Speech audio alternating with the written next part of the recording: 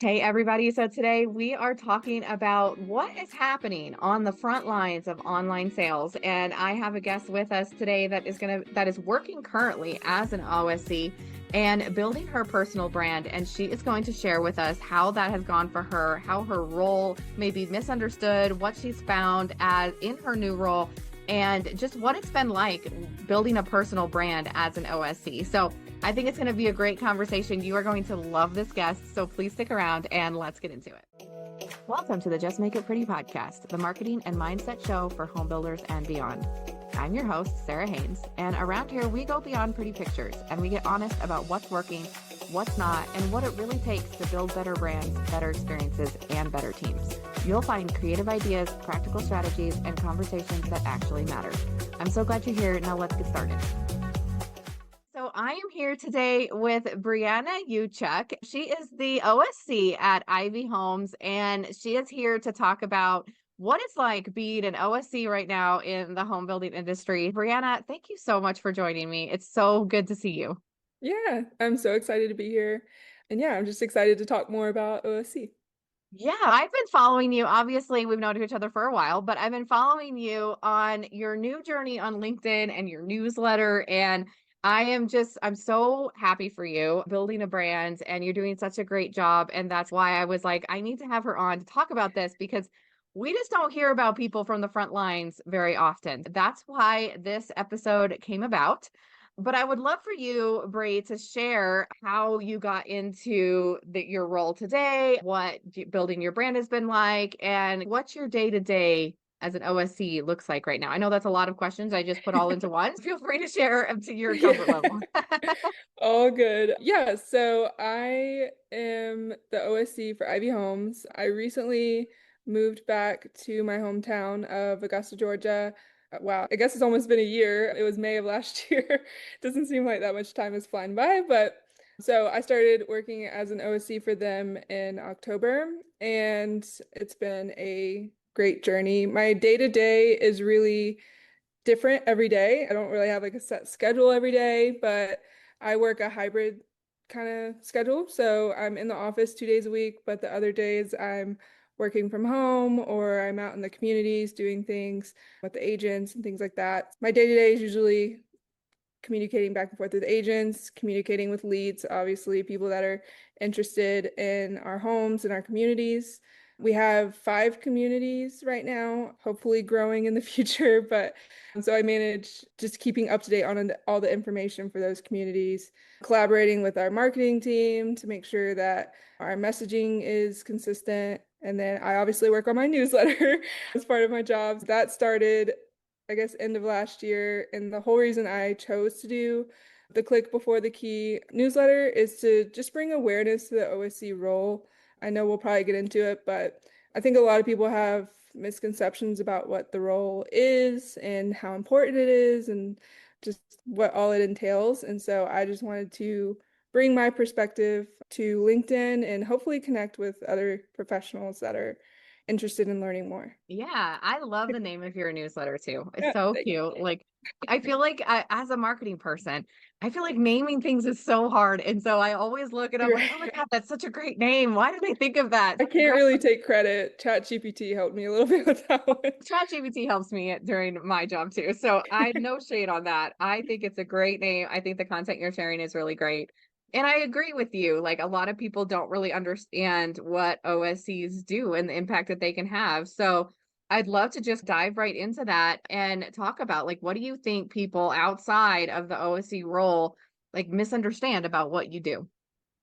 Yeah, I think a lot of people, and even myself, when I became an OSC in the beginning, I thought it was just a lot of like answering calls and making calls. Like you just think you're sitting at a desk, almost like call center vibes, just not very personable. You're trying to get people to buy something, and it's just that's how I feel like a lot of people maybe perceive it is it's just making a bunch of calls and trying to book a bunch of appointments, and that's the extent of it. But really, there's a lot of nuances that kind of go into it in terms, like I mentioned, the marketing side.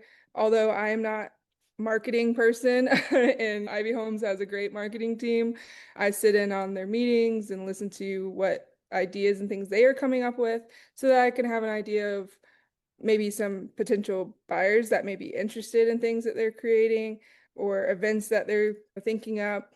And so that's one piece of it, the marketing, but also on the management side of it, I manage our whole lead system, which it sounds simple, but there's little nuances that go into that too. So making sure that our follow-ups are accurate, has correct information, making sure that the leads are sorted properly, making sure that people that are actually interested are getting our information and not just bots and random spam solicitors. I think, yeah, there's just like a lot more that goes into it than just phone calls and appointments. Yeah, you're funny. You're like, oh, I manage our whole lead system. It sounds simple. That does not sound simple. So that is a lot to do there. And it's interesting because I feel like a lot of people, even working within a home builder right now, like maybe they're in sales or in marketing, they themselves do not understand how much of an asset an OSC can be. And they are when you have them. And I know I've from talking to a lot of OSCs that there's a lot of challenges, like especially stepping into that role or like starting that position with a builder. So I'm curious, did Ivy have an OSC position before you? And if not, what was that kind of process like for you? What challenges did you come into? Yeah, long story short, when they first created like OSC at Ivy Homes, I helped start that. That was many years ago when I worked for them previously. So when I left them, they did hire another OSC that kind of stepped in and was managing things. And then she moved away, and it worked out that I stepped into the role while she moved away. They had a system set up and it was great, but I believe every OSC works differently. How I manage my system is probably going to be a lot different than how the previous person managed it. So there were still a lot of things that I did in the beginning that made the system better for me and for my work day, if that makes sense. Some of that, or the biggest part of that, is just resorting the leads and making sure that they're ranked correctly, making sure that they're getting the information, most accurate information that they need. I think it's really a combination of those systems and processes that you need to do your job. And then also like the relationship with your team. And I think you were talking about that without really saying it because like there is a lot of like back end setup and things that a new OSC coming into a role needs to do. But then there's like the kind of the social side, I guess, of it as well. So how was that side? How was the building the relationships with the team and like management as coming into a new role? Yeah, just a little back end piece. My mom is actually the sales and marketing leader or person, so she is basically my boss. And so stepping into the OSC role at Ivy Homes for me, it was, I wouldn't say harder, but it was different because a lot of people knew who I was as a product of being her daughter. And that's a great thing to be, but sometimes people can perceive that as, oh, she's daughter, that's how she got here kind of thing. So trying to get over people's perceptions of me and then Hmm. also just building that value and that I'm different than the last OSC and how I do things is going to be different probably than how they did it and just setting the expectation in the beginning that I'm here for you guys to support you guys and it's not a me stepping in and doing an overhaul of the whole system. Yeah. Yeah. Yeah, I think anybody coming in or like changing a process is a lot. It's scary for everyone else involved. Like I know this from like my marketing team. Like if I implement a new process or a new system, everybody gets super anxious. I'm all excited. I'm like, yeah, but this is going to be so much better. And look at all these things. And everyone else is like, oh my gosh, like everything's going to change. And there's so many unknowns. And I've run into that several times because I like run and jump into things. Like I love doing that. But I have to be conscious of my team and how they're going to feel about it. I think that kind of feeling is not unique to marketing teams. Embracing the OSC is really important for everyone to do, but I think it can be a struggle sometimes. So I'm always interested to hear from people that actually are in that role and going through that. Like, what friction points show up between sales and marketing, or sorry, sales and online sales, and your online sales and your leadership and things like that. Have you, I guess my question is, have you seen any of that friction or had to work through anything?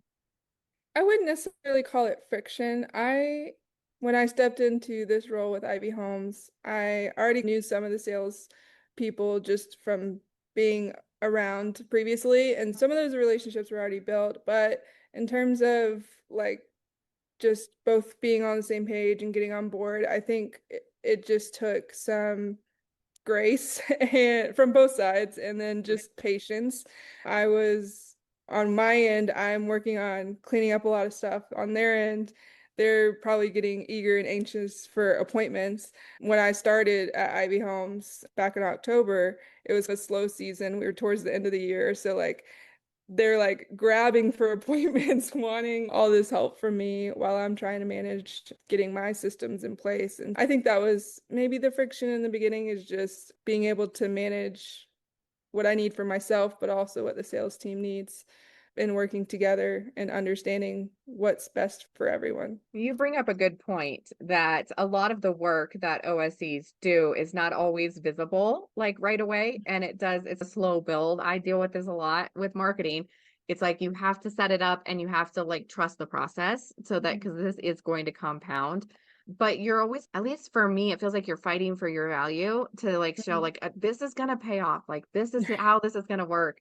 Do you feel that with your role on a lot of these like cleanup and things that you're doing that aren't like immediately valuable to everyone, just like visually? Yeah, I think some of it is setting that expectation with the sales team and with everyone else. Like, hey, Mm, we're trying to do this, but you might not see it tomorrow or next week. It's probably going to be next quarter, probably, if not longer, mm. that all of this activity and work is going to come to fruition. And that's with anyone. So, like with leadership or a sales team or marketing, it's like, okay, just explaining why I'm doing what I'm doing and how it eventually will work out, hopefully, to our favor. But understanding that sometimes work doesn't, it's like delayed gratification. Sometimes you just need to be patient and let it work itself out.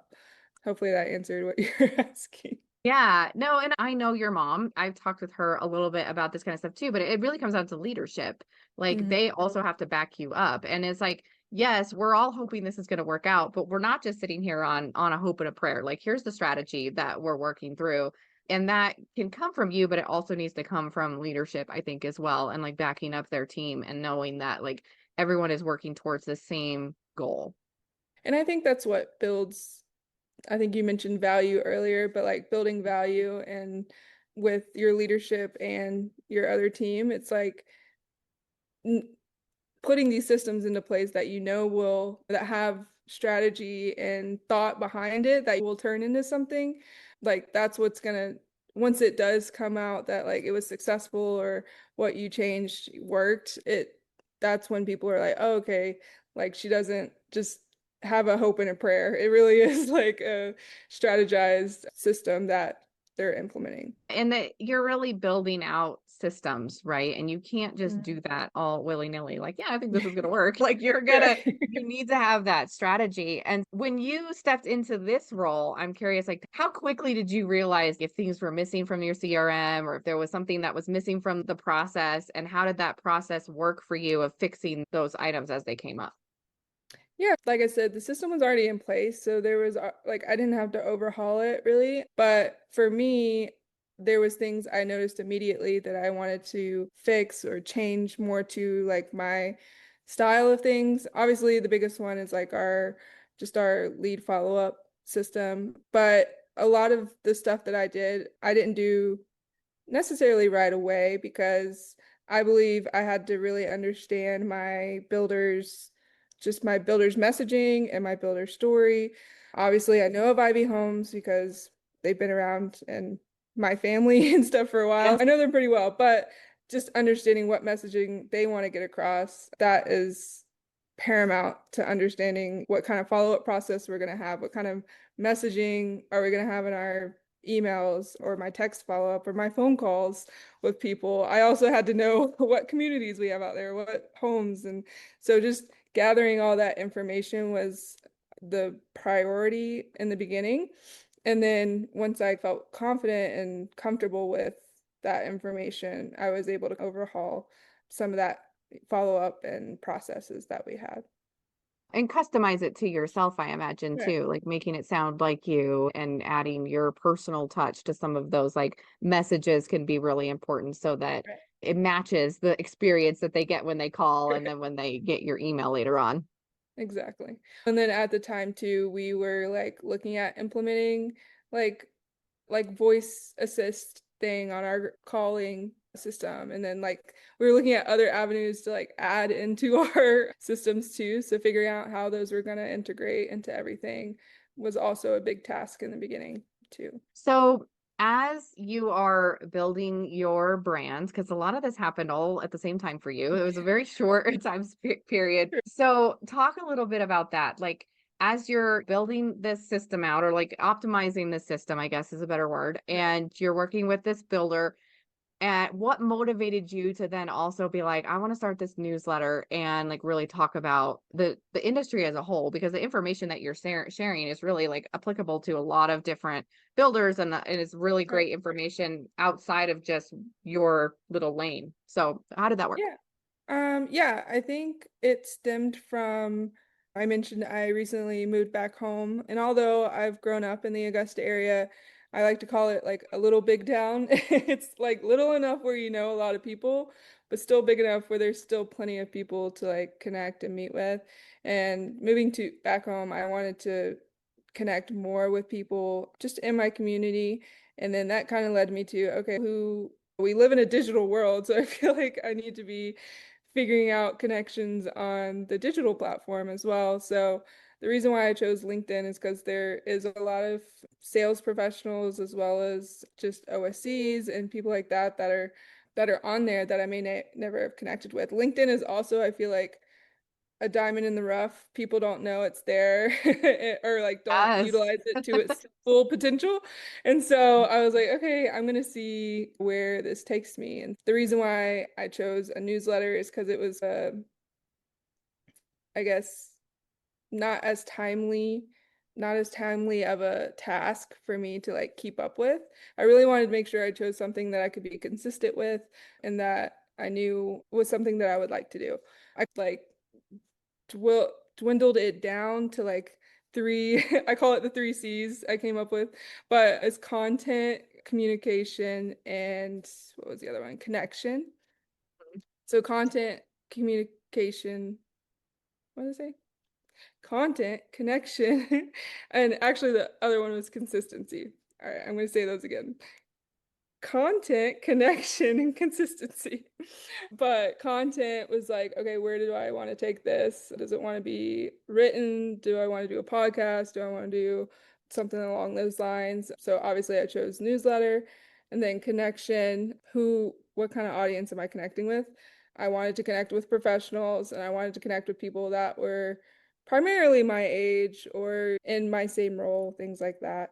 And then consistency, I just want to make sure that I was consistent with, what I could do, making sure I was consistent with posting at a cadence that was good for me. That was a lot, and I butchered half of that, but but yeah, Yeah. those are where I like the stepping stone I stepped from. So when I talk to a lot of people that want to build personal brands, and I know we've talked a little bit about this in the past as well, like when you were thinking about podcasting and things like that. One of the things that I feel like is consistent with everybody that I talk to is perfectionism and like feeling Mhm. like you're not ready, or like I don't know all the answers to all these questions yet, or I don't have all the answers. How did you get past that and just start? I'm definitely a perfectionist, so I definitely struggled with that. But I think for me, I just said clearly what I am wanting is connection and community. And I just need to take a step to do that. And I had to just have that imposter syndrome for a little while where I was just like, I'm going to post it. If three people read it, cool. If no one reads it, that's cool too. At least I'm putting information out there that may be helpful to someone or relatable to someone. And that's how it started. And I've just stayed consistent, and it's gradually grown into conversations with people. I'm able to talk about it when I meet people out in public, and it's just been just a good experience so far. So What are people's perception when you talk about it out in public or like with coworkers? What's the feedback that you get? I think my coworkers haven't really said much, so I don't know if that says anything or not, but You I'm need sure. to go follow her or her I know. newsletter. Like, get over there. What are you doing? I know. I know they read it because they like it and stuff. So I'm like, okay, I know they're reading it, but they just haven't said anything about it. But people in public, they're just intrigued. Like people, again, don't like really think about LinkedIn as a viable platform. So it just sparks conversations like, oh, I didn't even know LinkedIn had that, or that's cool that you're sharing information like that to other people and connecting with people about those things. Yeah.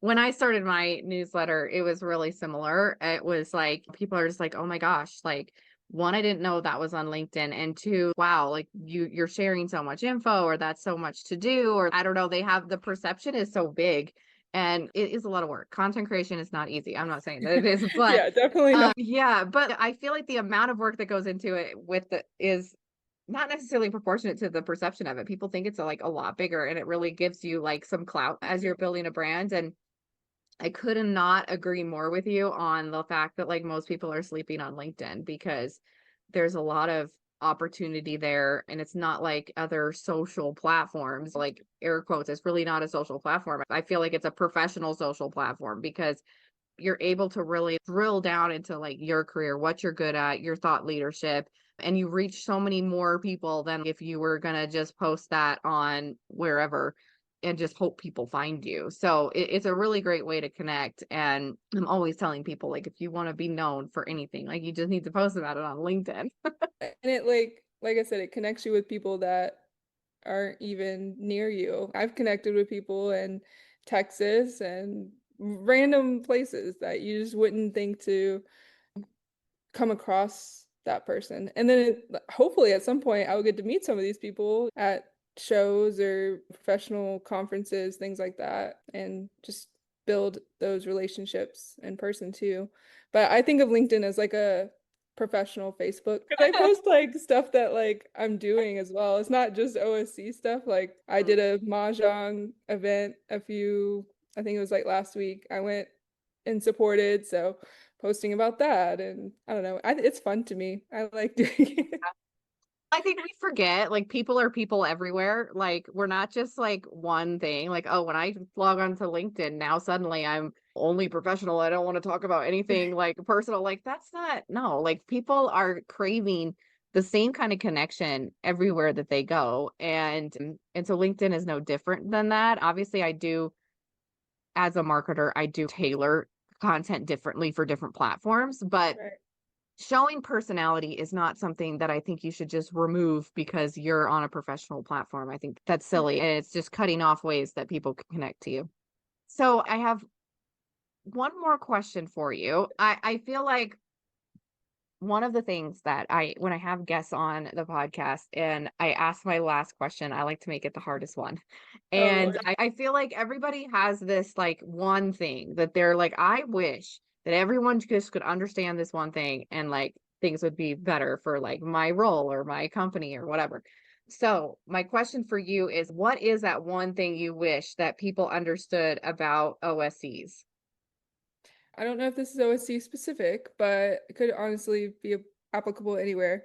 But I always remind myself that people don't know what they don't know. So that's could be leaders or a coworker, anyone, but you can't assume that anyone knows what your role entails. So like especially with OSC because it is like this newer up and coming thing and like the home building industry. I think you have to be ready to educate people and tell them about your role and advocate for yourself and say like this role is important. It shouldn't just be an optional thing. You need OSC because of XYZ and just being confident and and how you sell yourself to your home builder or to any professional. Yeah, confidence is such a big thing. Like talking about yourself is so hard sometimes, Yeah. but it is so important. And like you're right. Like you can't expect people to know things that, they don't know and that you haven't told them. I love that. I think that's great advice. Now, if people listening would like to find your newsletter, tell us again the name, where it is on LinkedIn, and then you personally as well. How could they connect with you if they wanted to chat about OSC stuff? Yeah, so you can find me on LinkedIn. My name's Bri Ewchuk. And then my LinkedIn is my LinkedIn, my newsletter is the click before the key. So if you search that, then it should pop up. But you can find me there. And then you can also, if you're interested in learning more about Ivy Homes, you can find me at ivyhomes.com as well. Absolutely. You guys do build beautiful homes, and definitely if you're looking for a home in that area, Brianna can help you. So Yeah. head right on over there.